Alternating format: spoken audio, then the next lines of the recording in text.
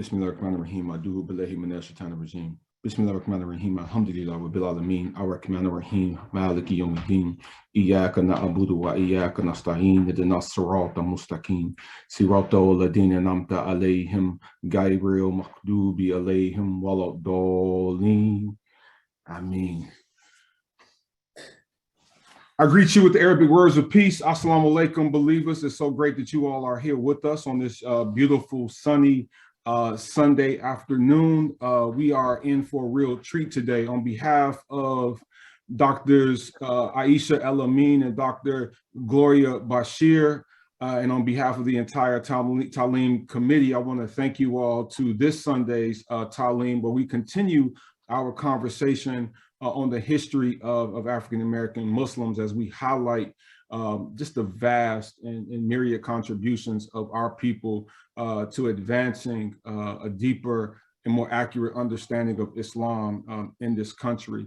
I want to thank you all again for being with us and taking time out of your busy schedules to join us. And I think you're going to really appreciate the remarks and the insights from today's presenter, who I'm going to introduce in just a few minutes.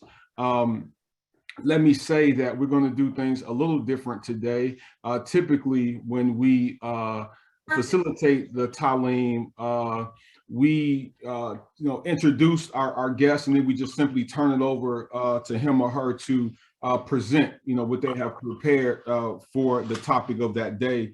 We're going to do today a little bit different. We're going to treat this a little bit more like a fireside chat. So I put together a series of questions that we're going to pose to our guest of honor, Brother Ajib Bilal. And we're going to sort of try to have a conversation, a dialogue, if you will. Well, I'm able to pull out as much as I can within the time constraints that we have from this brother's experiences and history amongst our community. And that's going to be a big challenge, but I'm going to do the best that I can. I promise, inshallah. And then, we're going to carve out a few minutes at the end, to engage you all. So if you have questions that you want to ask, if something is said that resonates with you or sparks a particular emotion in you, we want to give you a few minutes towards the end of our hour together to have you join the conversation as well. But let me go ahead and start now by just introducing again, our guest, Brother Ajib Bilal. Was so honored to have him. I'm sure that there's many of you on the call who know him quite well and have a history with him, but I've only had the honor over the last couple weeks to get to know him through some short conversations, but also reading some of the documentation that he has shared with me and watching a few documentary videos, et cetera, et cetera. So again, I want to go ahead and introduce him, and let's get this party started. I'm going to again remind folks, and I don't want to sound mean or come off in any certain way, but it is of utmost importance that you mute yourselves as you come in, because again, we don't want to be competing with background noise. Let me begin with a short bio, and then we're going to go ahead and get started. Brother Ajib Bilal was born in Harlem, New York. As a teenager, he ran errands for Malcolm X and Benjamin Kareem, Brother Malcolm's assistant. A Vietnam veteran, upon his release from active duty, he joined the Black Liberation Movement. He served as Elijah Muhammad's assistant national secretary for the Nation of Islam in Chicago. Upon Mr. Muhammad's death, he assisted Imam W.D. Muhammad in transforming the community from race-centered teachings to universal al-Islam. He was principal of the Muslim Community School in Potomac, Maryland, the first accredited Muslim school in the state, principal of the Islamic Academy of Florida, and he founded the first Muslim school in Pasig City, Philippines. Mr. Bilal also served as director of university relations for the Embassy of Saudi Arabia, as chairperson of the Council of Islamic Schools of North America, where he established accreditation procedures for full-time Muslim schools, and as federal prison chaplain in the state of Florida. He has lectured and taught history, education, and al-Islam at Macalester College, Reed College, Emory University, Howard University, which happens to be the real HU, the University of Wisconsin, and in Saudi Arabia, Malaysia, and the United Arab Emirates. He has done postgraduate work at Duke University, documenting the 20th century Muslim American experience. And while that was a a very impressive bio. Trust me when I tell you that it doesn't even scratch the surface. It doesn't even scratch the surface. So please join me in offering a virtual warm welcome to Brother Ajib Bilal. Brother Ajib, can you hear me, sir? Yes, I can. Assalamu alaikum to everyone. Wa alaikum salam, my brother. Let's go ahead and get started. I have a lot of questions that I prepared. I know we won't be able to get to them all. Well, I want to start. Go ahead, brother. Say something though. Sure, please.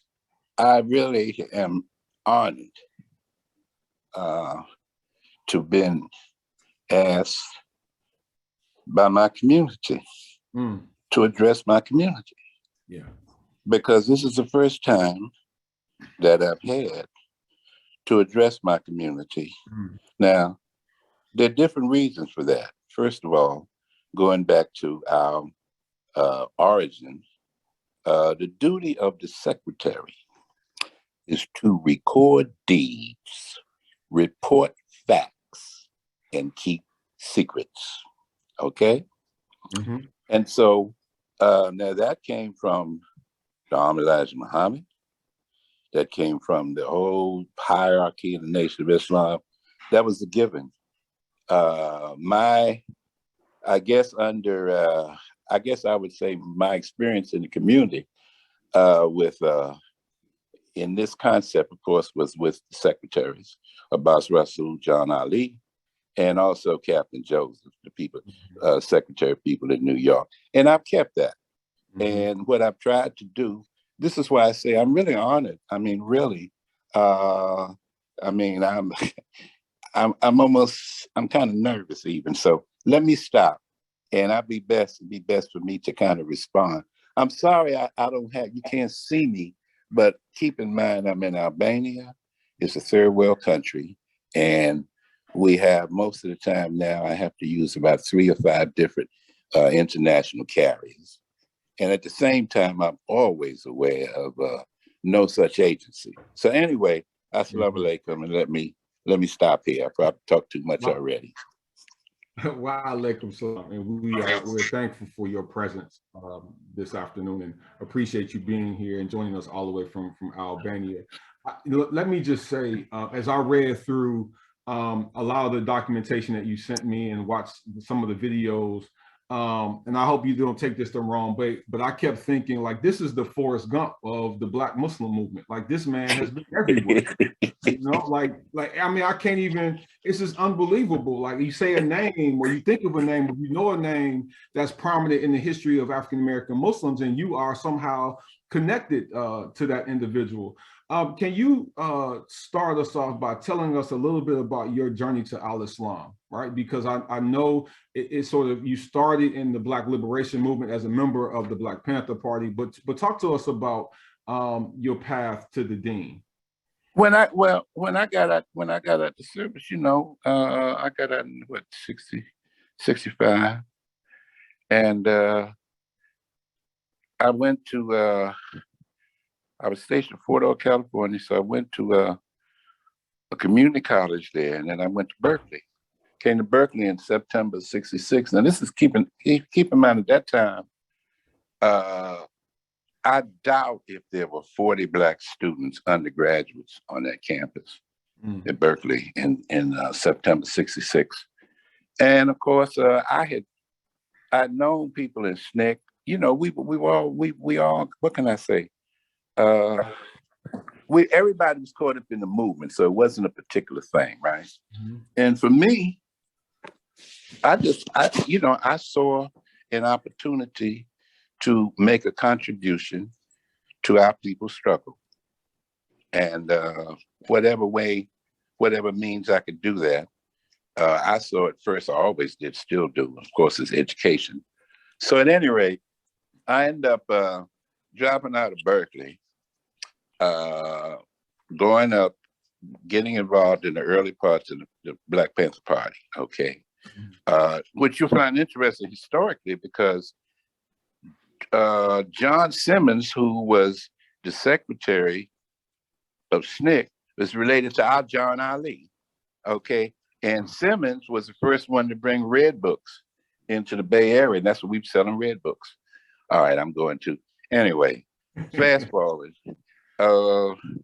We're going up to Portland. It's $25 student rate to organize up there, and then Dr. King gets assassinated. All right, and to me, you know, I had been through all of these. You know, wherever I see opportunity to help, I help. Okay, and I did not see at the time armed struggle in America was going to be possible. And why? Logic, of course, but the Muslims came to me, I already knew, but the Muslims came, they said, brother, how you figure the biggest gun maker on the planet? How are you going to defeat the biggest gun maker on the planet with guns? You need Muhammad, okay? And so I began the process in Portland, Oregon. And then all of a sudden, we moved to Minnesota. I was still processing the Nation of Islam. I was at McAllister College, and I started reading Islamic literature, of course. And I was still processing because we didn't have a minister in Portland. And two books, of course, we had Message to the Black Man, and we had Muhammad Ali Qurans. But two books that impressed me more than anything else was The Unity of Religious Ideas he was a Sufi teacher named Hazra Khan. He also wrote quite a bit of books. Two of the books he wrote that all the musicians use, The Mysticism of Sound. You know, you don't want to talk about Coltrane and Pharaoh Sanders and where all those people come from. Check out him. But he wrote The Unity of Religious Ideas. And in seeing that, I could see Al-Islam, and then I could see Islam. And I could see what Elijah Muhammad was teaching. But I looked at that, I compared that to what was going on in the rest of the world. It didn't have any effect on anybody else. So gradually I come into the community. Okay. This was, I was teaching campus, but then we started the first halfway house in the state of Minnesota, Community Correctional Center. And I was, we got that organized, and I was going to Chicago once a month, getting bean pies, coming back to Minnesota. At the time when I came in, I doubt if we had 7 fruit in Minnesota. And I was the youngest. I was like 25 years old. The rest of the brothers, they were married, they had families, And so I came to Chicago, and I thought I was going to be running the Nation of Islam prison program.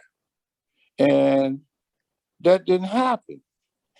What happened, I'll never forget, Brother Roosevelt Forex, Brother Sabri, picked me up at the airport, took me to a hotel right down the street from Shalom Restaurant. And I was summoned to the Shalom Restaurant to meet with National Secretary Abbas Rasul. Brother, National Secretary Abbas Rasul asked me, brother, do you know anything about real estate? I said, no, sir. Do you know anything about farms? I said, no, sir. Do you know anything about aircraft? I said, no, sir. Report to my office at 8 o'clock Monday morning. That was October. That was October of 72. Okay. And I served in that capacity until Elijah Muhammad passed and the Imam came in office. So that's the best way I can kind of explain myself, in terms of, and I always tell people this. I say, Dawah, and I've been around the quote unquote, the various Islamic landscapes. And they talk about Dawah. Dawah is still, it's not appealing to your emotions, it's appealing to your reasoning ability. And it's still one-on-one. Somebody sees you, they like you, they're so and so and so, they want to know what you're all about.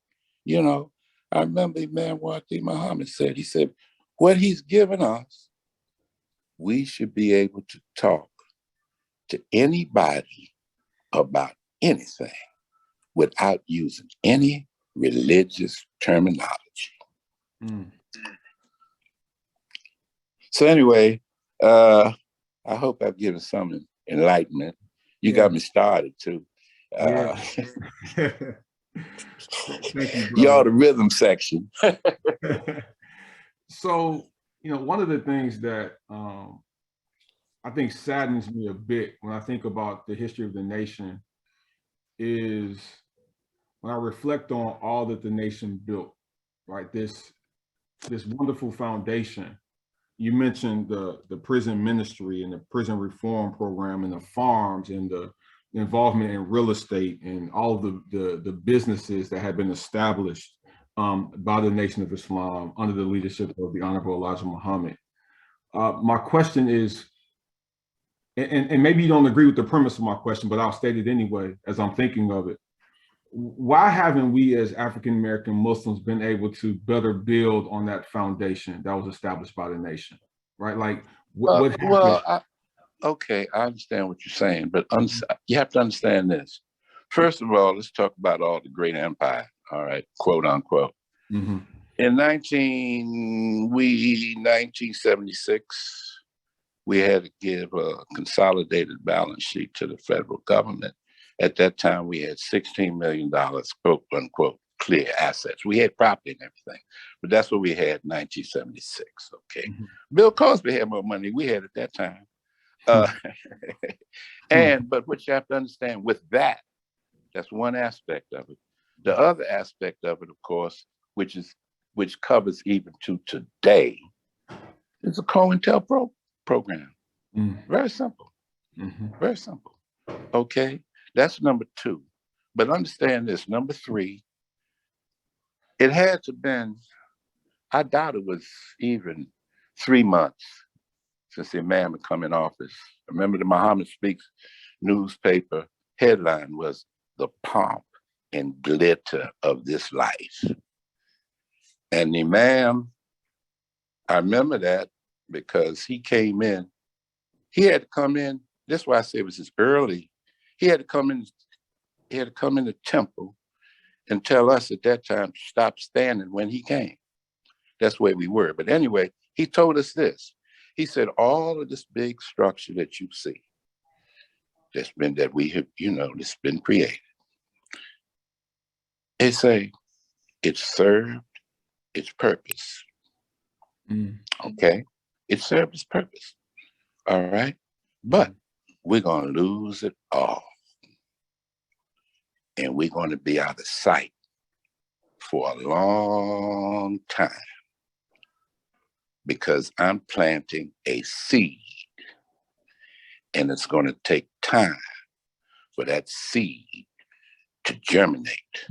And when that seed germinates, the sun going to shine on this community. And that was in 1975. He further, in 1978, in Cleveland, a lecture called Circumcision of the Mind for Pure Intelligence Flow. He spoke about that. And he spoke about the Honorable Elijah Muhammad, who said, if what the Honorable Elijah Muhammad told us, if his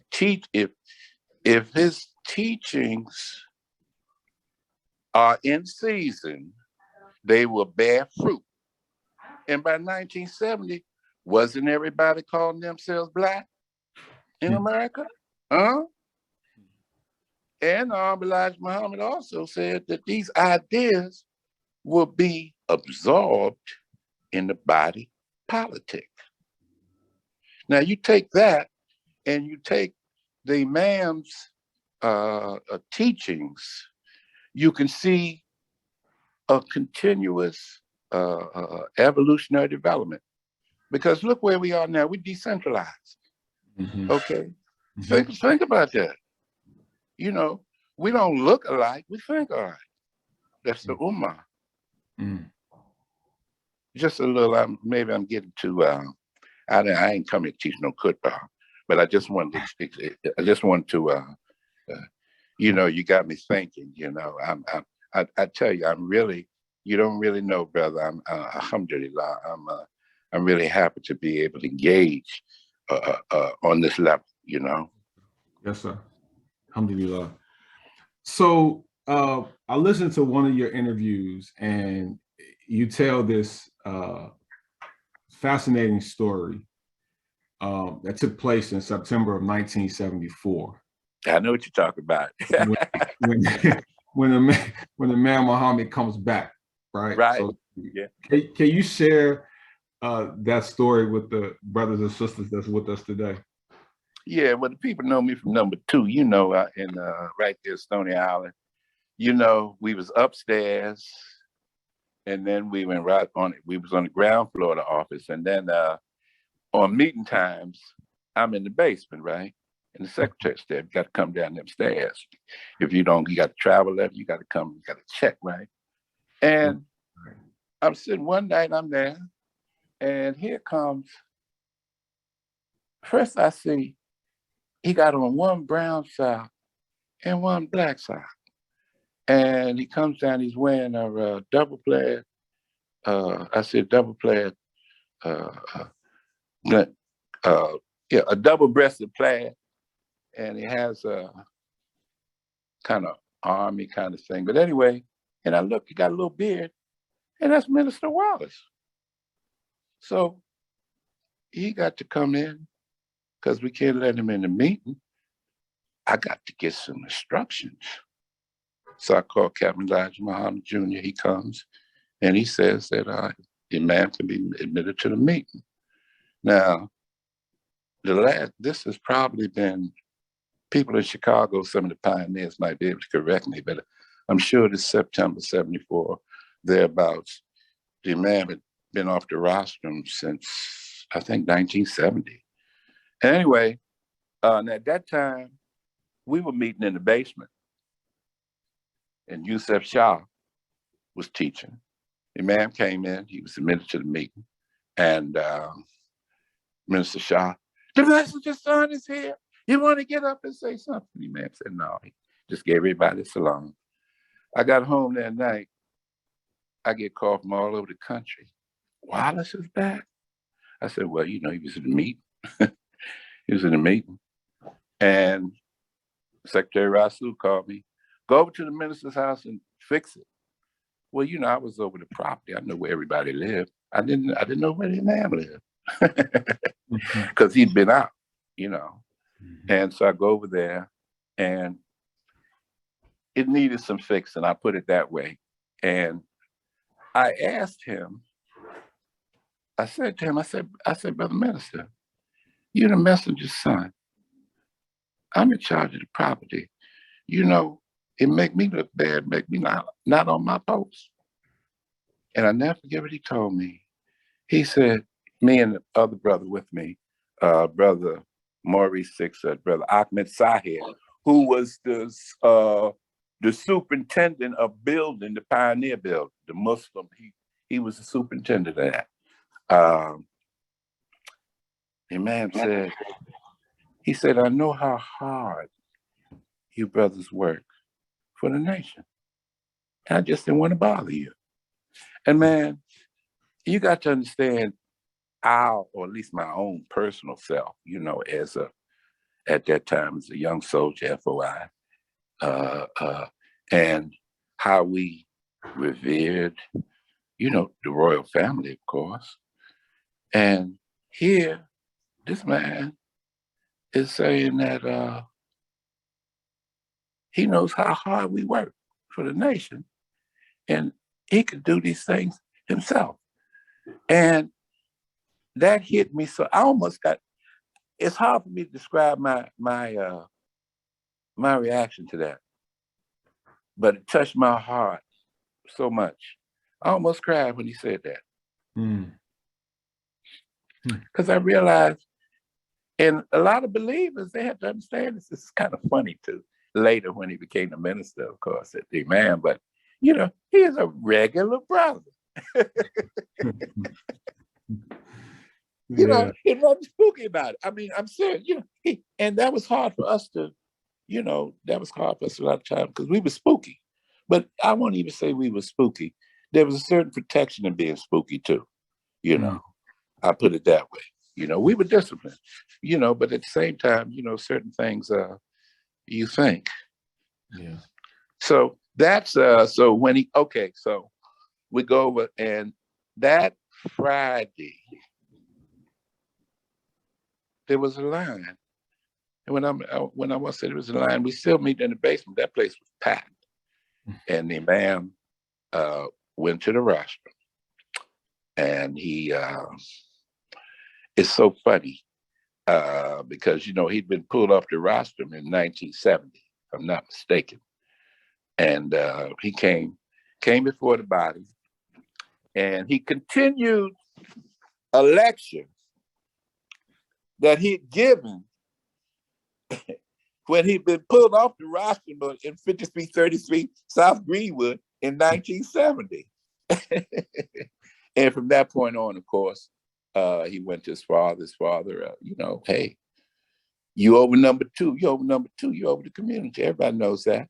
And from that point in time, and the officials know, Imam Wasi Muhammad, Wallace D. Muhammad, went around the country with all the top officials, letting them know what the deal was going to be. All right? This didn't happen all of a sudden, the Honorable Elijah Muhammad died, and all of a sudden the Imams, everybody knew that. So it was a given. And it was also a given that people knew there were going to be some changes. Mm-hmm. All right? They knew that. Mm-hmm. Okay? Let me stop there. So let's, I guess, because fundamentally, mm-hmm. we're talking about now the beginning of the Imam's ministry. Okay, yes, sir. That's what we're looking at. So, what is that? What did that mean for the nation? What did it mean for African American Muslims at large? You tell a story, and forgive me if I misquote you, but you tell a story about him coming to the washroom and addressing the brothers and sisters and calling out some of the inconsistencies and maybe some hypocrisies that he noticed.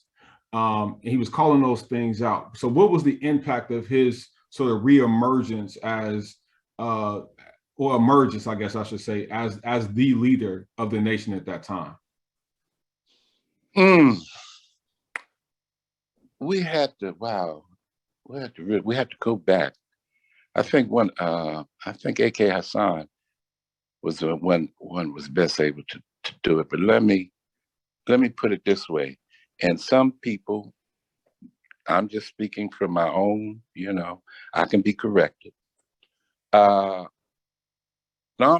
Imam got out of prison, and he went to Sandstone from September 61 to January of 63.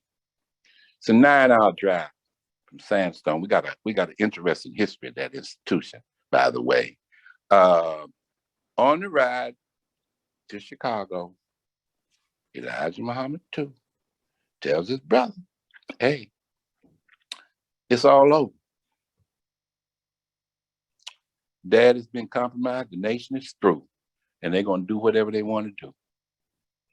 That's what the Imam comes back to in Chicago at that time in 1963. So the reason I say that, Imam was always woke, okay, in the terminology that people use today. So you fast forward now to this time in 1974. Who else? First of all, we got Nation of Islam prophecy.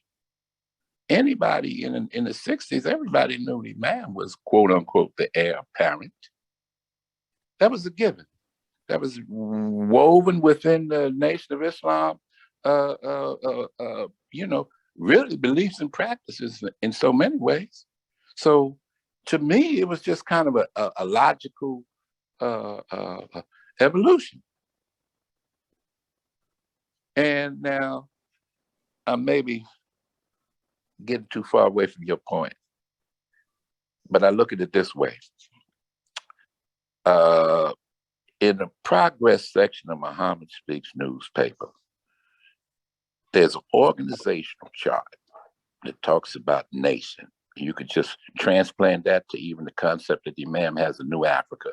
The only change that you would do in that organizational chart where the Honorable Elijah Muhammad is at the top, you put the Quran. all right? Mm. And you take that, as the Imam told us, it was actually his last lecture to us in Chicago, if I remember correctly. I didn't hear the tape.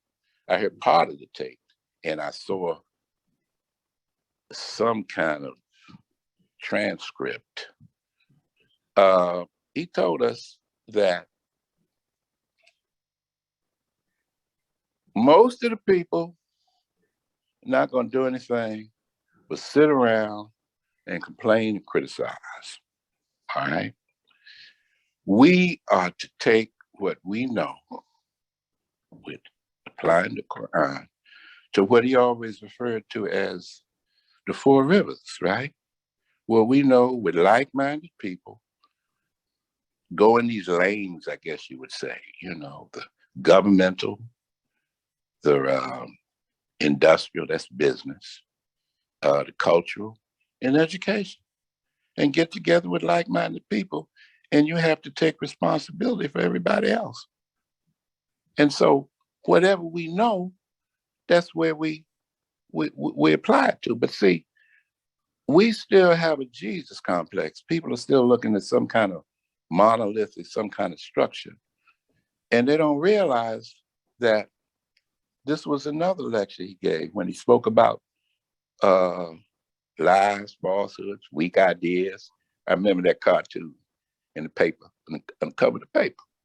And he talked about the wars, and keep in mind, we're talking about now, 1975. He said the wars in the future, they're not going to be based on guns and bullets. They're going to be based on ideas, Wow. ideology. And that was one of all of the scholars that he enjoyed, that he gave credit to, believe it or not, was Al-Madudi, Maulana Al-Madudi. Forget about his teachings about, women and all of that. But the Imam enjoyed him because, first of all, he knew the English language. Second of all, he knew the Arabic. And, we got some of his early writings. We still have some of his tafsirs. But the more important thing is the Imam saw that Maududi had realized that the future, you were going, how can I describe it? Islam had to be an ideology. It had to be an ideology. You can't compete in the world of ideas with religion, quote unquote religion. It has to be, of course we have religion, but the idea, the struggle in the future was going to be which idea is most in tune with revelation, nature, and society. You follow me? Yes, sir. I don't know if that answered your question. But anyway, as I say, that organizational chart, that's what I follow.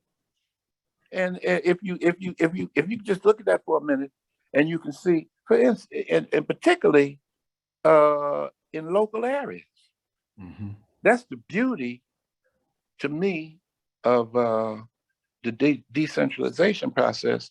Because the Imam, he was always against centralization, and those in the audience know exactly what I'm talking about. Even when he talked about his intellectual property, okay, he spoke that these should be in the hands of trusted people, right? Just to give you an idea. Does that help? Yes, it does help, and I'm almost blown away at his ability to forecast the root cause of conflict and wars moving forward. Right. So let me tell you. Yeah, let me share something else with you since we talk about this, because you mentioned his visionary, and I appreciate you asking me these questions, brother. In the way, I was come back to Chicago in '78. We were reorganizing, right? And we were meeting. Oh man, I'm staying. We were meeting from the morning from like 9 sometimes to after Isha at Stony Isle, right? And one night I asked him, "Man," I said, "Brother, man, was everybody crazy?" I never forget it. The reason I'm saying this is 1978. Okay. And the reason I say this, talk about his vision. He said, the miracle of what we've been through as a people for the last 400 years, that we have as many people as sane as we do. Wow. Now that's deep. And at the time, I would say I consider myself a juvenile the way I was acting. I was all hype and everything. When I look back, he was so patient with me, you know. Mm-hmm. And I remember he said, you know something? Pretty soon, we are going to have to lower our wings for these poor Caucasians. Now listen to this. Now this is 1978. You know the concept of lowering your wings in the Quran? So my mind is discombobulated. And he kind of tuned in on you, you know, because I'm sitting there saying, wait a minute. We just stopped calling these people devils. And now you want to do what? Yeah. You know, the little whisper come in your ear, especially during this period of time about W.D. Muhammad Wallace, what he's doing. You hear what I'm saying? Yes, sir. You hear me? You understand? Yes. He tuned in. He say, you ever lived in a forest? You ever been to the forest? I say, yes, I lived in Oregon. I was in a logging camp. He said, you ever been in California where they have them big trees? I say, yes, sir. What a beautiful place, you know, in California. He said, some of them trees, they're 25, 30 feet in diameter. You can drive a car through something, right? I said, yes, sir. I'm still trying in my mind. I'm saying, where are we going? Mm-hmm. I mean, you got to understand my mentality at that time, okay? Right. You know, and you know, because so he says, you know, when you cut one of those trees, it's dead, right? I say, yes, sir. He said, but it'll take a long time for that tree to fall. Mm. He said it takes a path of desolation with it, power lines and everything. He said, that is white supremacy. Mm. White supremacy is dead, brother. But it's going to take a long time for them to come to that reality. Wow. They've been ruling for 1,000 years, okay? Got to understand that. Right. He say, but when it comes, and it's so funny, it's humor. He say, but when it comes to their reality, we are going to expect to see, and this is what he was talking about, we're going to have to expect to see, he called it epileptic behavior on their part. That's Imam Muhammad, 1978. And we got more dope fiends now in New Hampshire and Vermont than we ever had in the streets of Harlem. Huh? Wow. Visionary. Yeah, that's unbelievable. 1978, and we look at where we are in 2022, right? And then some of the ways that white folk are thinking and behaving, and what they're trying to protect in the ways that they're willing to do to protect white supremacy. To think that the Imam said this in 78. He predicted it. He predicted it. Yeah. Mm-hmm. Man, how do you not get chills hearing that story? Wow. So I'm happy to share that too with you guys. Yeah, no, wow. Okay, so you know, we don't have nearly enough time to talk about everything that I want to discuss with you, but because I'm an educator and because I'm a former principal, I would be remiss if I didn't ask you to talk a little bit about what you've done and spreading quality Islamic education around the world. So, I watched the video on the work that you did in Potomac, Maryland. But that, again, that just scratches the surface. You've done so much in terms of building schools across the world, not just across the country, but across the world. My first question is, how did you get involved in that? Why was that a path that you decided to walk down, and what doors were opened for you to be able to do that? Well, then, go ahead. okay. Let's start there. Well, I always been involved in education, but to fast forward, I use our community's example, the Nation of Islam example. From the we were able. You take the SNCC, Black Panther Party, Nation of Islam, all were really, when you think about it, community collective organizations. Okay, but us, education, that was us. That was our community. So I just used the model of our community, is University of Islam, and so and so and so, and applied it to the particular environment. Same principles, and just go from there. Yeah. So give you an example. Okay, so I learned, of course, in our community.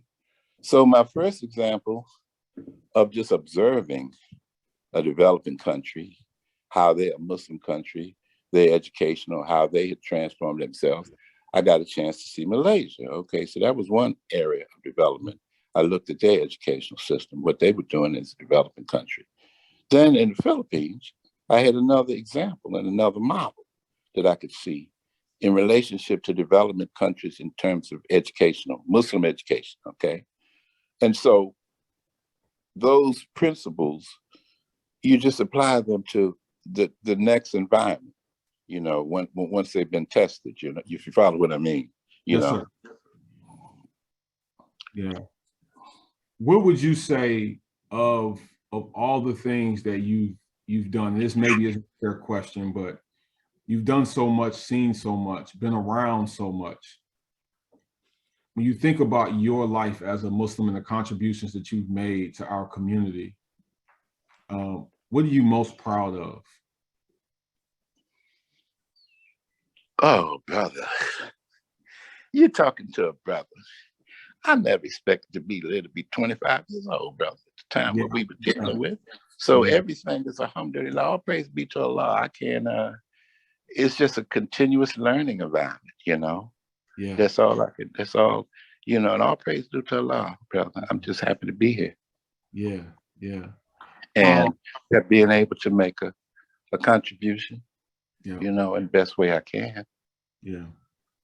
I want to pause for a second and just remind those of us that are with us, if you have a question that you would like to pose to Brother Ajib, please either raise your hand using the raise hand function in Zoom, or place your question in the chat, and I will read the question on your behalf to Brother Ajib. I see a hand has already been raised. So, brother, is Imam Ramadan there?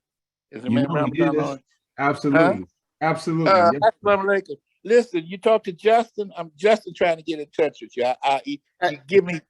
You talk to him. He's trying to. I talk to him. Allahu Akbar. Okay. Good hookup. Good hookup, huh? Yes, and Dr. Ramadan, I've learned some things about you too, sir. So I want to connect with you as well. I've received quite a bit of an education with hanging out with Brother Ajib. So I want to put that out there.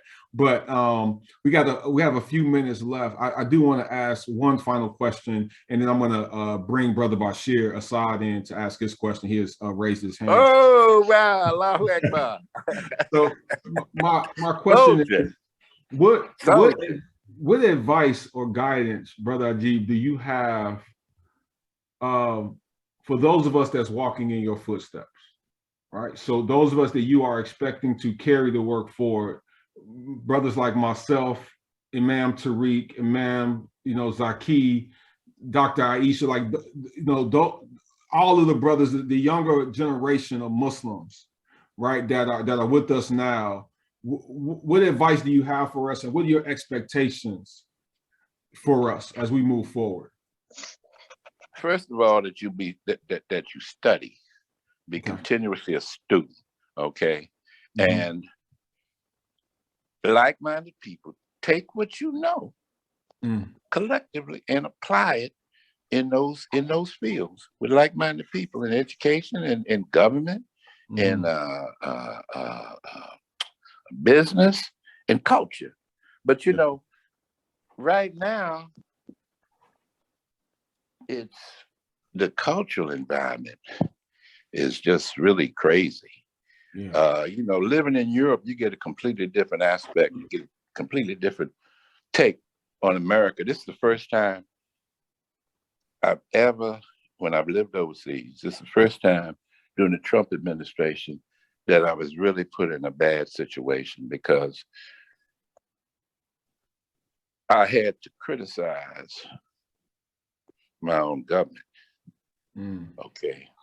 And of course, I've always been in touch with any country I'm in with our diplomatic people, you know. But how can anybody support Trump?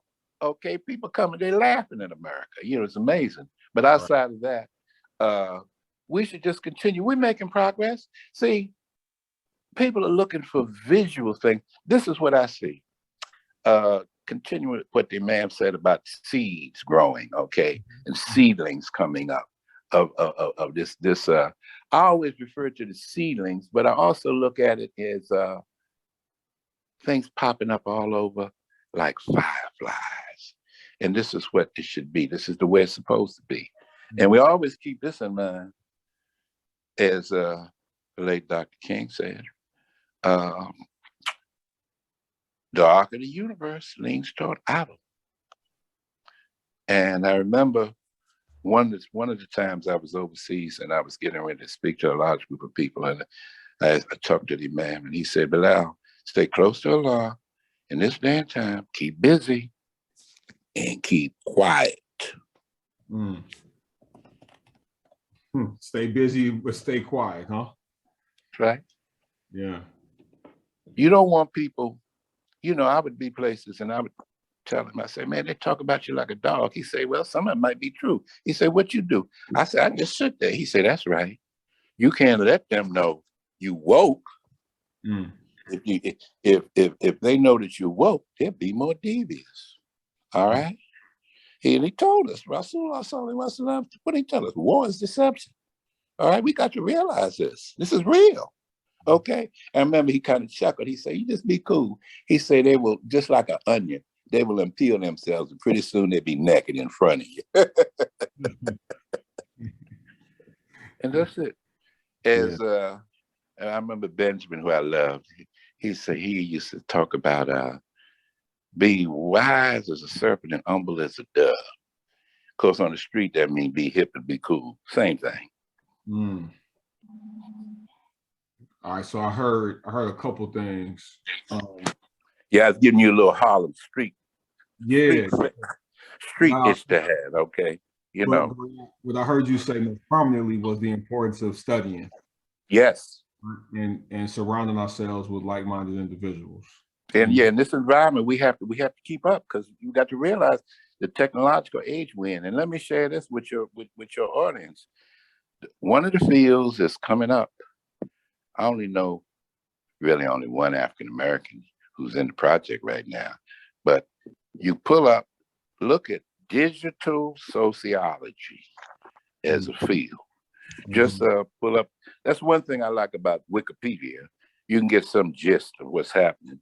And then if you're more interested, you go down to the references to get details. But look at digital sociology as a field of study. One of the new emerging trends of study in academia. Yeah, absolutely. Thank you, Brother Ajib. I want to go ahead and ask that Brother Bashir take himself off mute and pose this question now. Am I off mute? Yes, sir. All right. Assalamu alaikum. Original salute. Wa alaikum assalam, brother. and return. So y'all scheduled this for 1 hour. Should have been for 3 a.m. tomorrow morning because we could go. You know? Yeah, this is my brother, and I'm I really respect him. I know the work that he's done, the research that he's done, and I appreciate Ajib what you given us today. But what I'd like to do is make a couple of comments, maybe add to some of the things that Ajib has pointed out to us. Because one of the things, the man was teaching one time. I was working on security and happened to just be walking through the auditorium when he was teaching. And to a point that you was making, Ajib, about this war would be fought in the area of ideas or ideology. He made the comment. He said that the war of Gog and Magog will be fought in the area of war of law. So it will be fought in the area of law, and I think that also relates to what you had given us. Now, two, when the question was posed about the assets that we had acquired, and then that they would be lost, gone away. The Imam made this analogy in relationship to that. And he said he thought about that situation. And he said what came to him was a verse from the Bible. He says, I will destroy the temple in one day and rebuild it in 3 days. He said, I'll destroy it in one day and build it in 3 days. You know who refers to that, of course. Go ahead. And I think that's the biggest issue. And the situation too that should be understood. When you pointed out the co-pro tail situation as a part of that situation. Oh, yeah. You remember we had 20 people. Forget this. We had a demonstration of 20,000 people. Yeah. Downtown against the Chicago Hoover program. That's right. Yeah. And Imam pointed out in that situation, they he said, y'all don't know this devil. And we ain't talking about the white man. We talking about this deviant mind, the satanic mind. He said, you don't know this satanic mind. So they were planning this all along. It's documented. Yes, it's documented. The man pointed out they knew our tax situation. So they knew when the Honorable Elijah Muhammad passed that they could tie us up, all our assets, in the tax court. And they wrote it. They wrote it up. It's January 1969 FBI document memo. The whole thing. Laid it straight out. Right. I see, man, and what we going to do? We stop them in probate court. Yeah, but this is stuff we need to know because people are out there saying, well, Imam, he destroyed the community. He took all this down. He did that. Oh, he was so wise. He knew this. And when you study the man, and you've got to study him to really understand and the wisdom that he had, and at a young age. He wasn't no old man. He didn't have all that kind of experience. But the Imam said too, he said, when I was in jail, locked up, I was studying both macro and microeconomics. He said, because I knew when I came out what I was going to have to do with this community. So this man was serious. He was a serious-minded man. And it just blows my mind as I study him. And they also, in the connection with the Hoover plan, he said they didn't know who was going to become the next leader. Right. They didn't know if the next leader would be able to control what he called this dynamite. That's right. What the Honorable Elijah Muhammad was teaching. Right. We could have been ISIS. Brother, let me tell you something. It's so interesting you say that because you remember 9/11. I was overseas when it happened. I had to deal with a bunch of stuff when I was in the Philippines with that. And I'm sitting up, I'm watching all these people. I say, the best person to explain this would be the Imam, but everybody else who's speaking, they got a foreign accent or they got an issue, Muslims, right? And the Imam I remember that Friday. You were in Chicago. He told everybody just be cool. You know, he didn't. That's the other thing. He never responded, and he never reacted.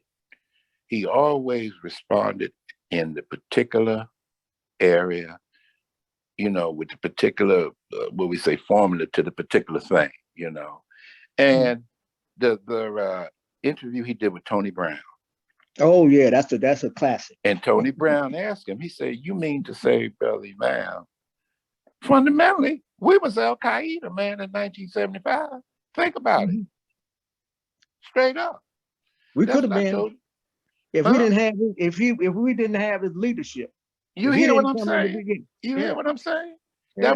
That was our posture. Okay. Yeah. Which everyone came to see the new baby, right? Everyone came and tried to utilize that. You know, we were supposed to be a fifth column in America for at the tool of these other interests. We want to talk about which they are because they're all together, you know. And it's interesting you say that because I remember the imam, one of the imams, had come to the imam and he'd been, you know, abused or whatever. And he asked the imam, he said, "Brother, man, what I do wrong?" And I remember the imam said, he said, "Brother, you haven't done anything wrong.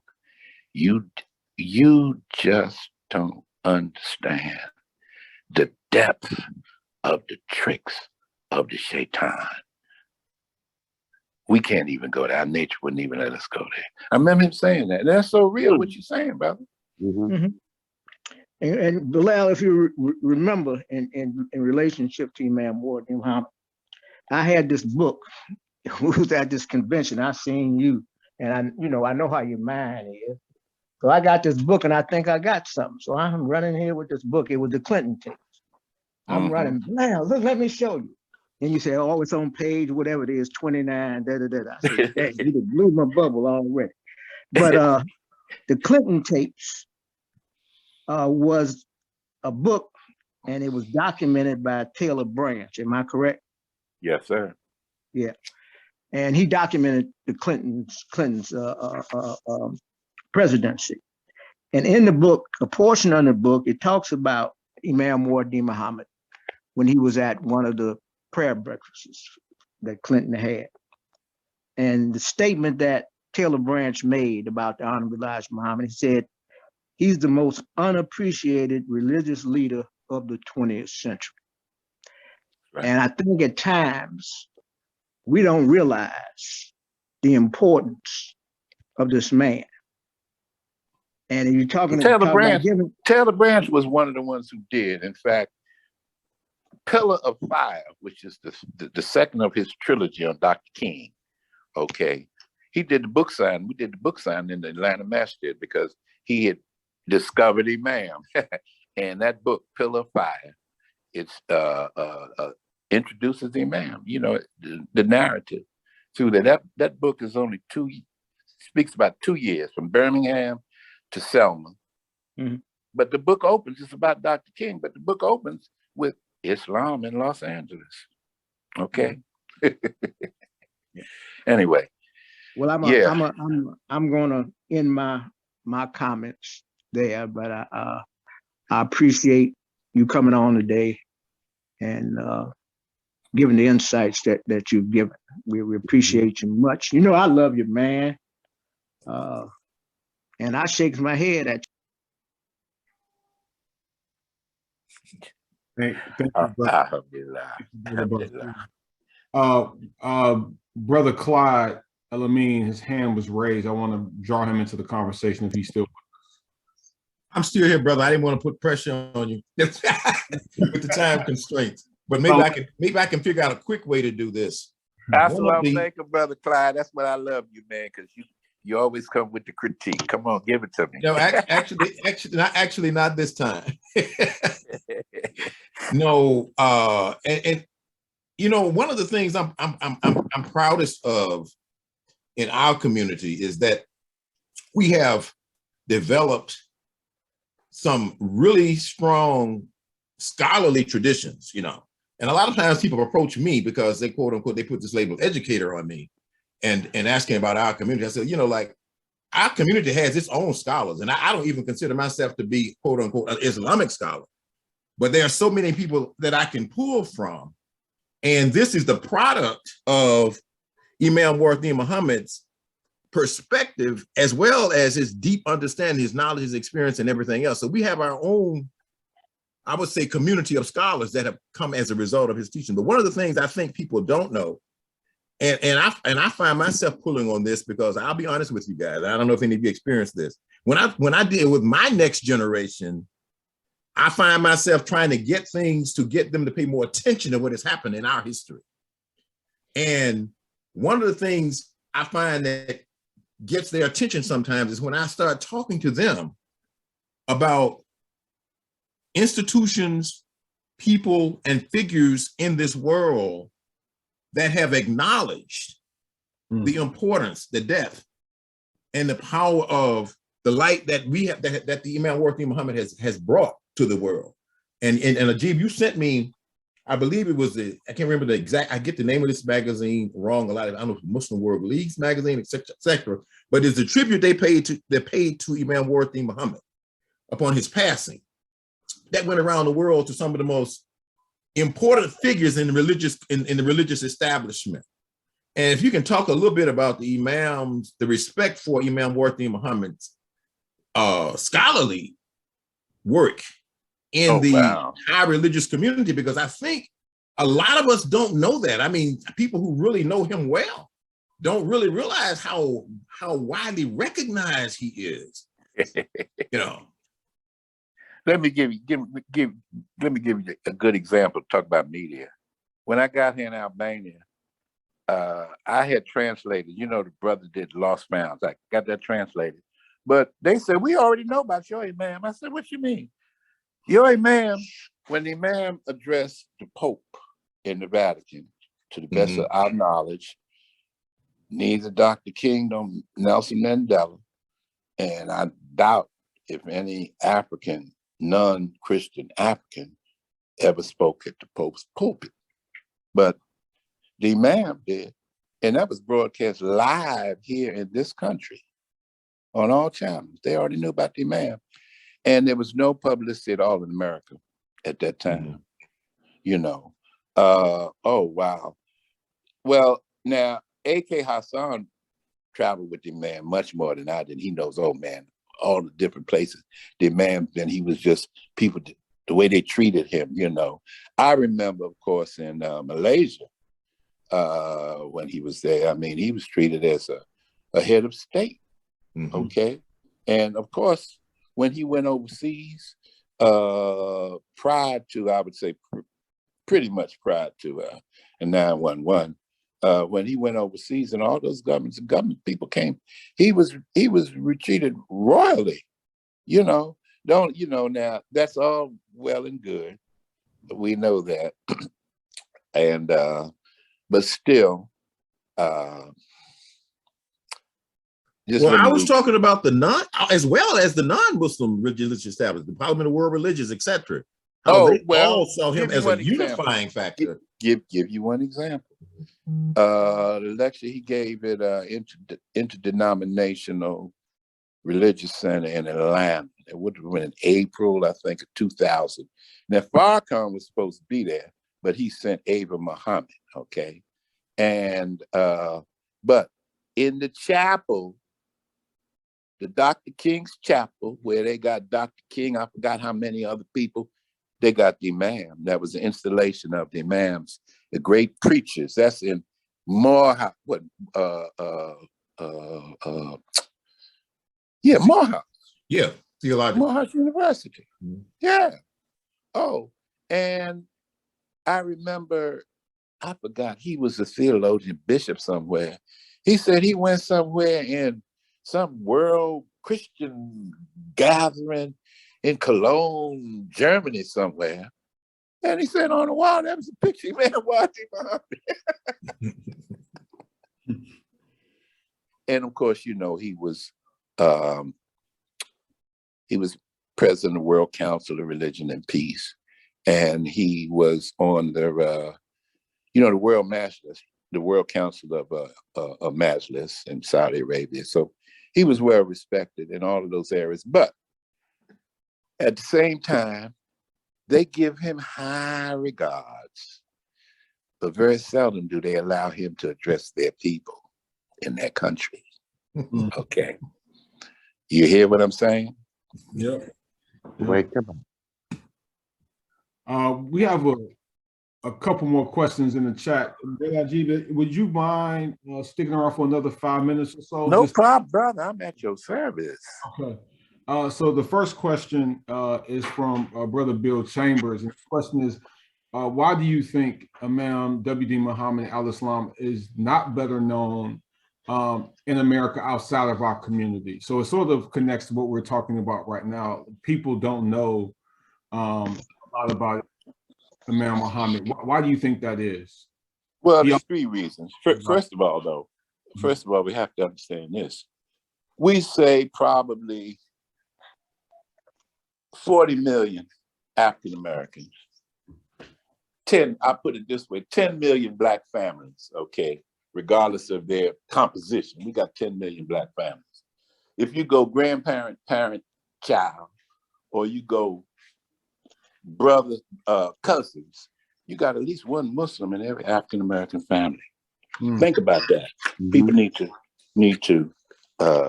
think on that. Okay, that's number one.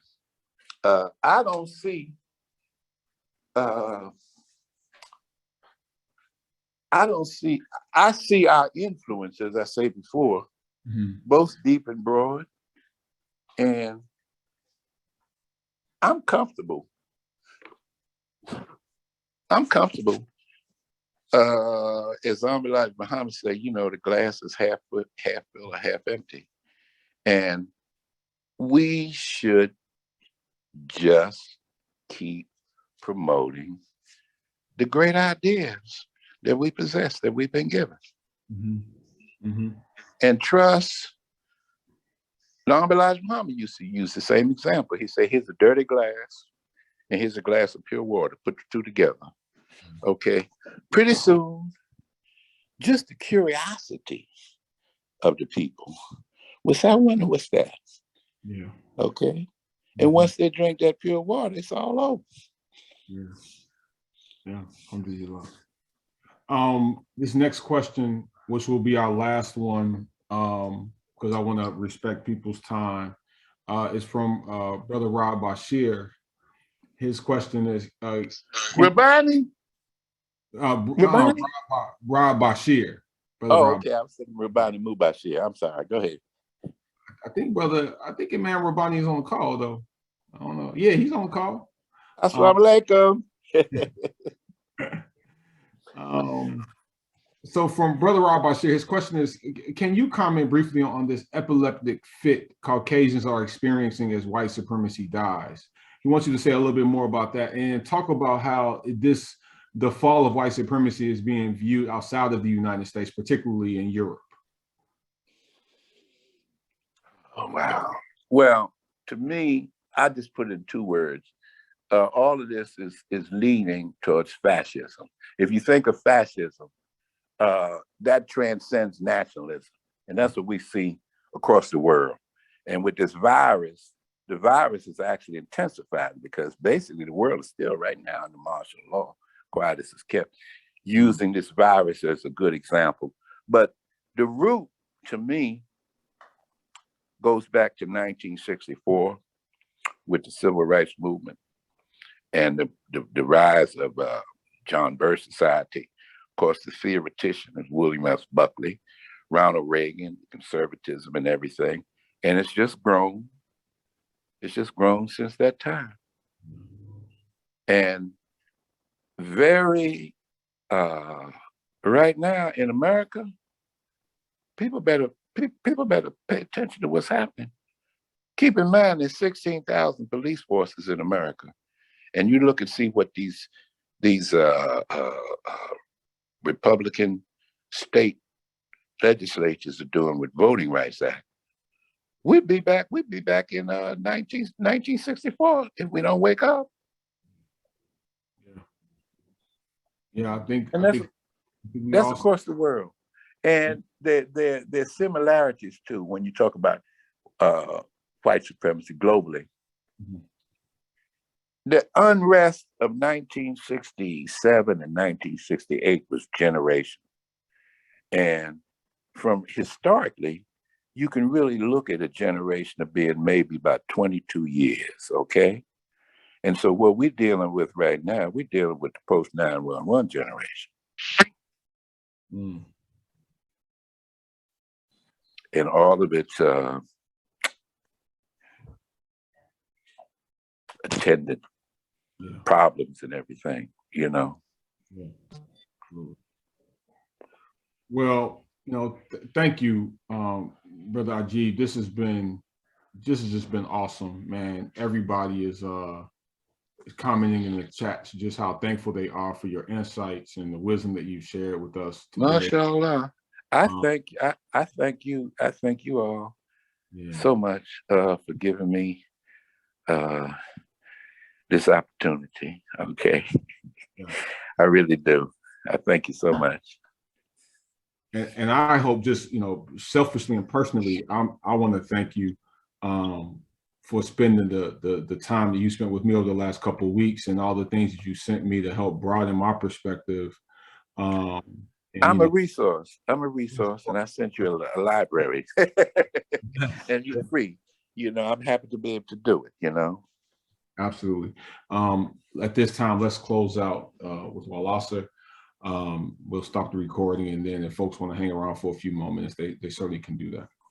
Bismillahirrahmanirrahim. Walasa. Inna l'insana lafi khusr. Illa alladhina amanu wa amilu salihati. Watawasa bil haqq. Watawasa bis sabr. Watawasa bil haqq. Inshallah. I mean, all right, brothers and sisters.